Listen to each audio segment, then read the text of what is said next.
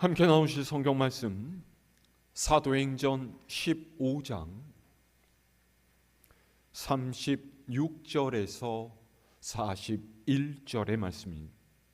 신약성서 214면입니다.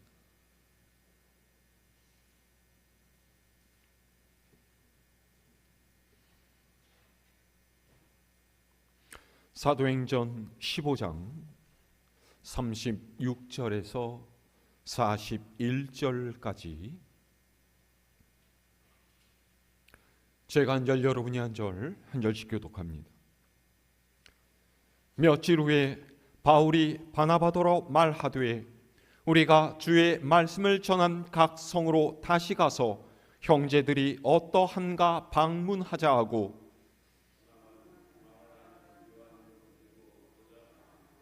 바울은 밤빌리아에서 자기들을 떠나 함께 일하러 가지 아니한 자를 데리고 가는 것이 옳지 않다 하여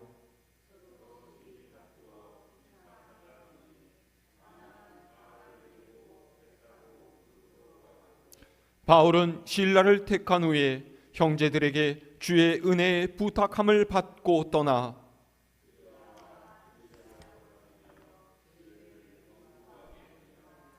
아멘. 할렐루야. 날씨가 갑자기 확 추워졌죠?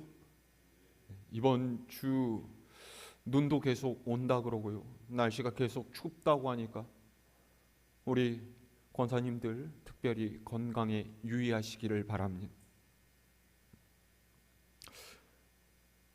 세상에 다툼이 없고 분쟁이 없는 곳이 있을까요? 아마도 그런 곳은 찾아보기 힘들 것 같습니다. 2명 이상의 사람이 사는 곳에는요, 언제나 대립이 일어나고 다툼이 있게 마련이죠. 그리고 이런 현상은 교회 또한 예외가 아닙니다.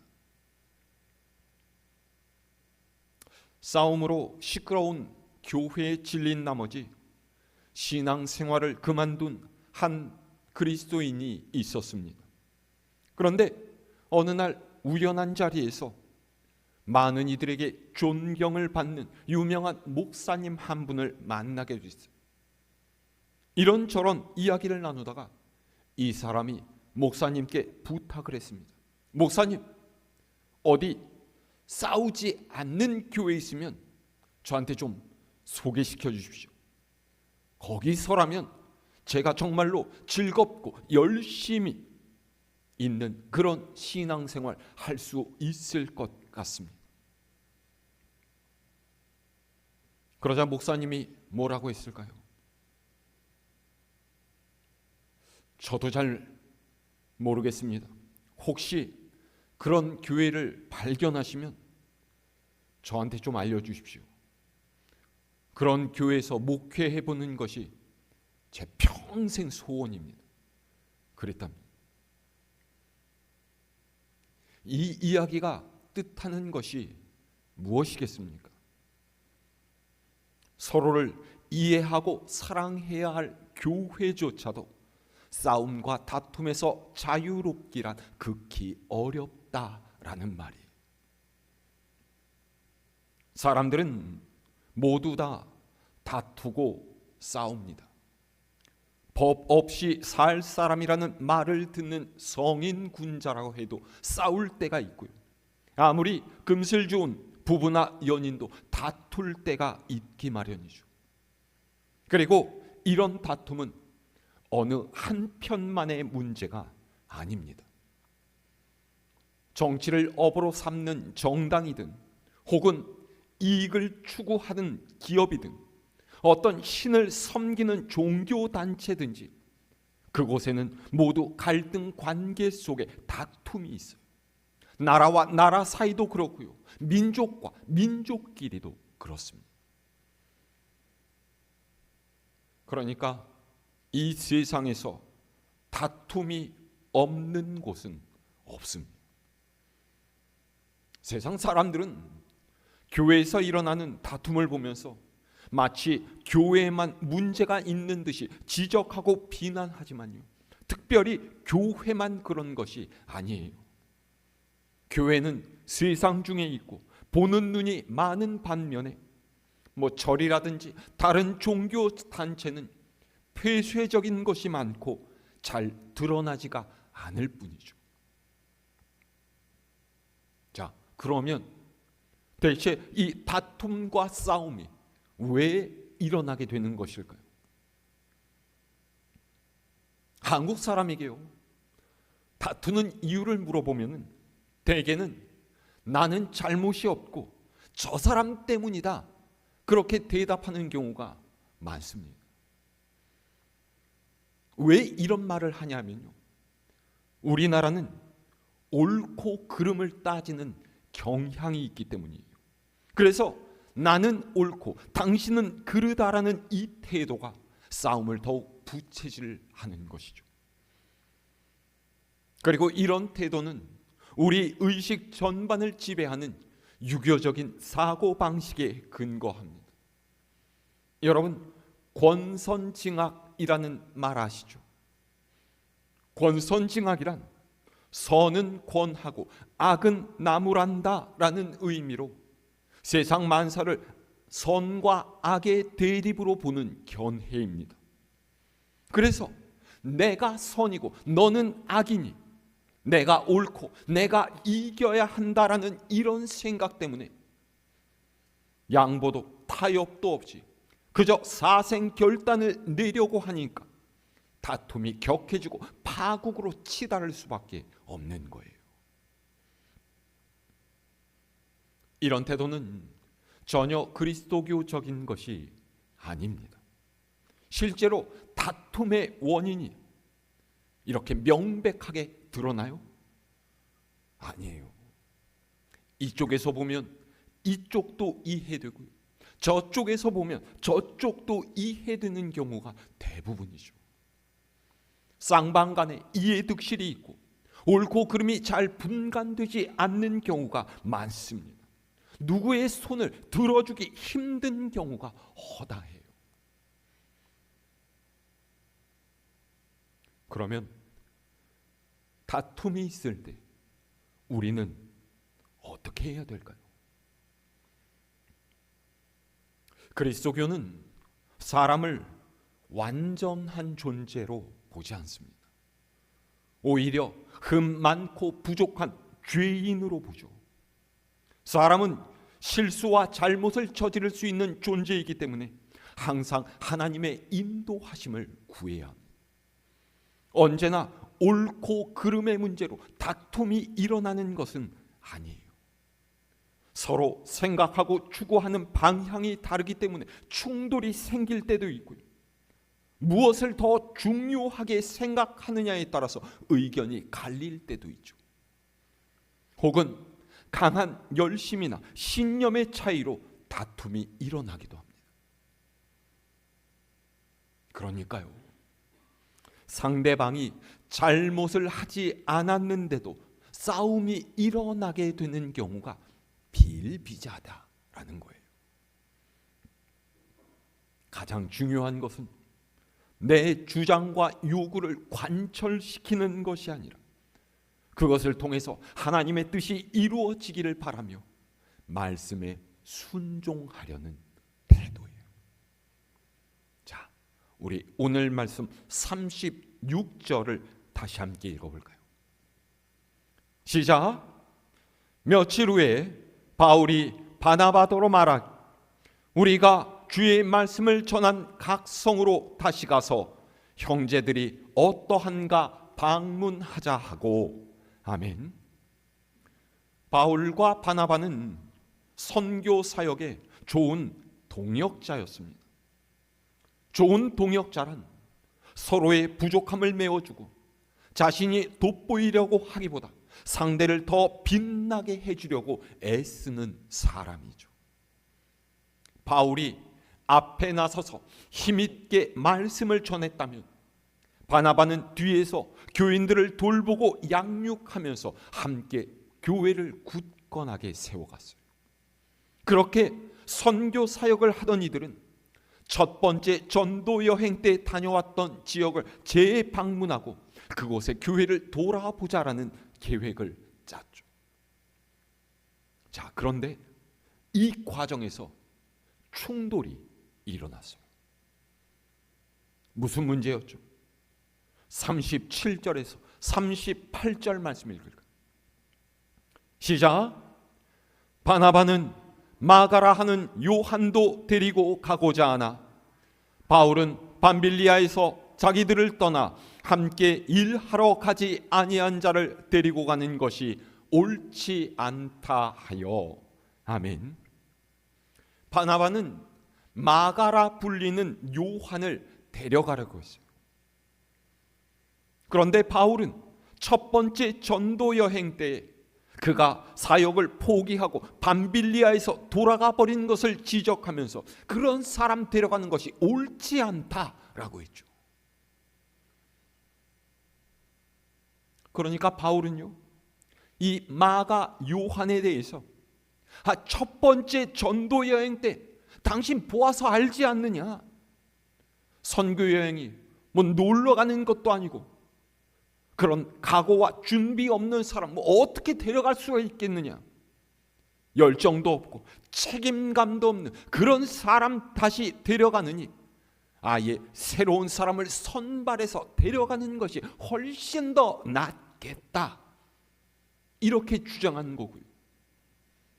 이에 비해서 바나바는 비록 그가 첫 번째 전도 여행에서는 실패했지만은 그래도 다시 한번 기회를 주자. 처음부터 잘하는 사람 어디 있겠느냐? 경험을 쌓으면서 그 가운데서 믿음도 더 단단해질 것이고 우리가 그렇게 일꾼을 키워나가야 되지 않겠느냐? 그렇게 얘기한 거예요. 여러분 어떻게 생각하십니까? 누가 맞는 것 같아요? 사실 바울의 주장도 바나바의 이야기도 전부 일리가 있습니다. 저도 목회를 하면서 겪은 일이지만은요, 영적으로 준비되어 있지 않고 제대로 믿음의 훈련이 되어 있지 않은 이를 일꾼으로 세우면요, 훗날에 큰 어려움을 당할 수 있습니다. 자기 생각과 경험을 앞세워서 교회가 하고자 하려는 일에 사사건건 제동을 걸고요, 교회 내 안 좋은 분위기를 형성해서 차라리 저 사람 세우지 말걸, 그렇게 후회하게 될 때도 있죠. 그래서 저는 한편으로는 바울의 생각에 공감이 돼요. 다른 한편으로는 부족한 사람이라 할지라도 계속 기회를 주고 성장할 수 있는 여건을 마련해 주면 훌륭한 일꾼이 되는 경우도 얼마든지 있습니다. 처음에는 버벅거리고 잘 못할지라도 잘한다 칭찬해 주고 격려해 주면 더욱 열심을 내어서 정말로 교회의 큰 일꾼이 되는 분도 만나봤어요. 그런 면에서는 바나바의 말이 맞다는 생각이 듭니다. 그러니까 결국 바울도 바나바도 틀린 말을 한 것은 아니라는 거예요. 단지 관점의 차이일 뿐이고 일하는 스타일의 차이일 뿐이죠. 그럼 이럴 때는 어떻게 해야 되죠? 가위바위보 할까요? 제비뽑기 합니까? 무엇이 더 하나님의 뜻을 이루어가기에 합당한 것인지를 기도하면서 구해야 하고 서로의 입장을 고려해서 양보할 수 있어야 돼요. 다른 이가 나와 다르다고 해서 그 사람이 틀렸고 잘못되었다라는 식으로 대해서는 곤란합니다. 저는 그런 경우도 많이 겪었어요. 어느 권사님 찾아오셨어요. 내가 누구누구 때문에 속상해 죽겠다, 상처받았다, 앞으로는 교회 생활 안 할 거다, 신도에도 빠지겠다, 그런 이야기를 하시거나요. 어느 집사님이 와서 누구누구 집사님이 나를 싫어한다, 나도 그 사람 보기 싫다, 그러니까 구역 옮겨주고 교사회에서도 빼주라, 그런 적도 있었죠. 어떻게 해야 됩니까? 중요한 것은 목사가 그런 상황에 맞게 요구를 들어주고 편의를 봐주는 것이 아니에요.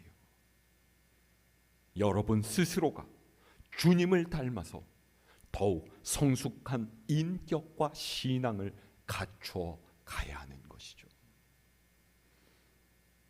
자, 그런데 이게 쉬운 일이겠습니까? 쉽지 않아요.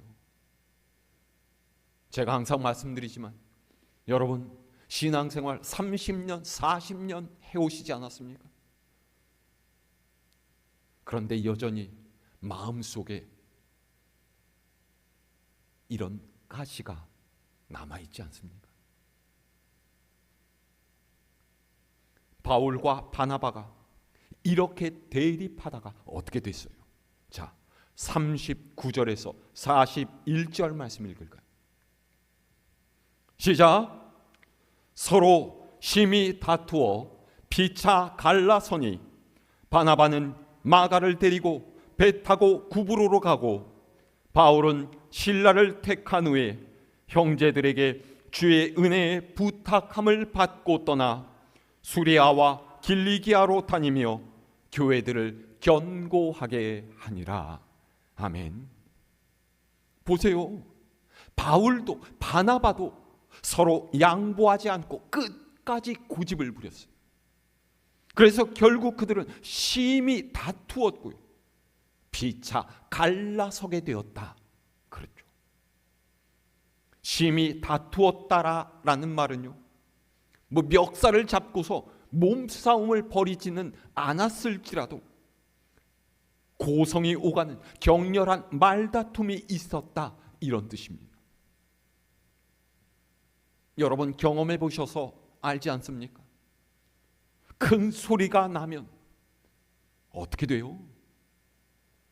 감정이 상하고 마음이 다칩니다. 그러면요, 회복하는데 시간이 걸려요.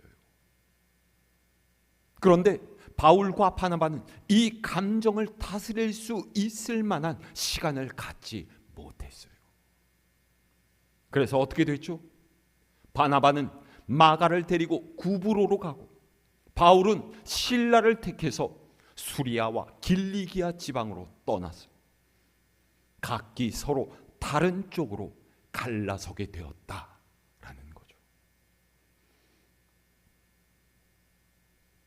오늘날의 교회에서도 이런 심한 다툼이 있으면 교회는 분열에 이르게 되는 경우가 많습니다. 그래서 어떤 사람들은요, 교회를 떠날 때도 있어요. 목회자로서 저는 이런 모습을 볼 때 참 안타깝습니다. 나한테 불편한 사람 얼굴 안 보고 살면 되지 뭐 하러 속 썩이고 앉아있나, 이런 생각은요 굉장히 위험한 발상이에요. 왜입니까? 그 사람이 그렇게 다른 교회를 간다고 해서 그 교회에는 자신과 마음이 맞는 사람만 있겠습니까? 똑같은 일이 생기지 않는다라는 보장이 있어요? 그렇지 않아요. 오늘 설교 초반에 말씀드렸듯이요, 사람 사는 곳에는 모두 싸움이 있고요, 다툼이 없는 교회란 없습니다. 그런데 이런 일이 있을 때마다 교회를 떠나게 되면 그가 정착해서 신앙의 뿌리를 내릴 수 있는 교회가 도대체 어디 있겠습니까? 결국은 영원히 이 교회 저 교회를 떠돌아다니는 나그네가 될 수밖에 없는 거예요. 교회에 나와 안 맞는 이가 있다면 그것은 하나님께서 나의 모난 부분을 깎아내시고 온전하게 하시려고 보낸 이라고 여러분 생각하시기를 바랍니다. 나와 대립하는 이가 있다면 서로의 잘잘못을 따리고 책임을 추궁할 것이 아니라 나의 부족한 부분을 먼저 볼 수 있어야 돼요. 옳고 그름의 논리는 적어도 교회에서 주장해야 할 것이 아닙니다. 하나님께서는 내가 누군가와 맞서서 이기는 것을 원하시는 것이 아니라 함께 어울리며 조화로운 삶을 살아가시길 원한다라는 것을 여러분 기억하시기를 바랍니다.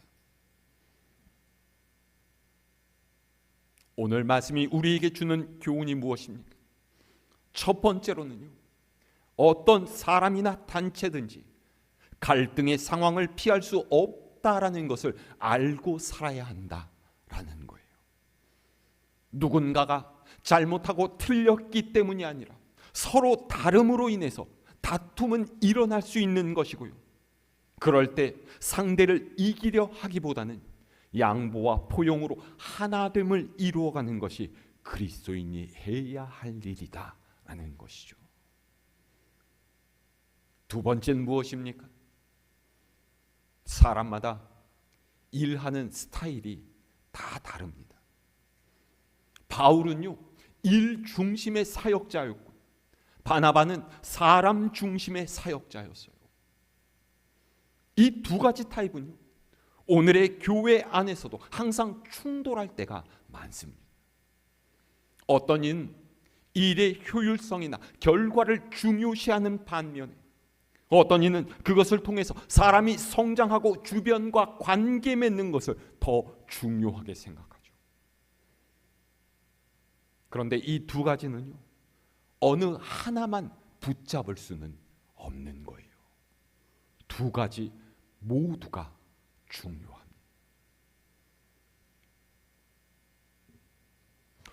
우리 교회 또한 이런 일로 인해서 아픔을 겪었던 적도 있지 않았습니까? 살다가 보면 노력했고 최선을 다했지만은 풀 수 없는 문제가 있습니다. 지금 돌이켜보면 그 속에 내 잘못, 내 실수도 있지 않았겠습니까? 후회되고 또 안타깝게 여겨지는 일들 있지 않습니까?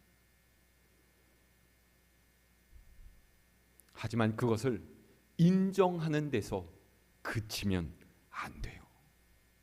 우리는 언제나 예수 그리스도를 본받아서 더 자라나고 더 나아지는 사람이 되어야 해요.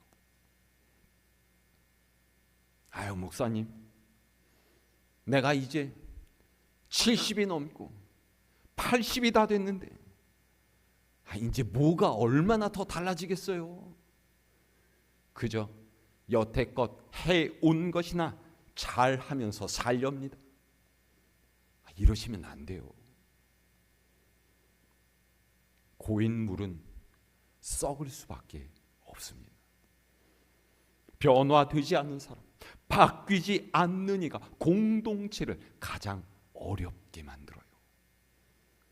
하나님의 일에 보탬이 되어야지 걸림돌이 되어야 쓰겠습니까? 멋지게 나이가 들고 신앙 또한 더욱 아름답게 농익어가는 사람이 되어야 돼요. 화평하게 하는 자는 복이 있나니 그들이 하나님의 아들이라 일컬음을 받을 것이라는 우리 주님의 말씀을 기억하시기를 바랍니다. 말씀을 듣기만 하고요, 그쳐서는 안 돼요. 오늘 말씀에 나 스스로를 비추어 보면서 주님의 인격을 닮아가기를 힘쓰는 여러분 되시기를 바랍니다. 나의 연약함과 부족함을 깨닫고 성령의 도우심을 바라면서 날마다 하나님께로 더 가까이 나아가는 여러분 모두가 될 수 있기를 우리 주님의 이름으로 축원합니다.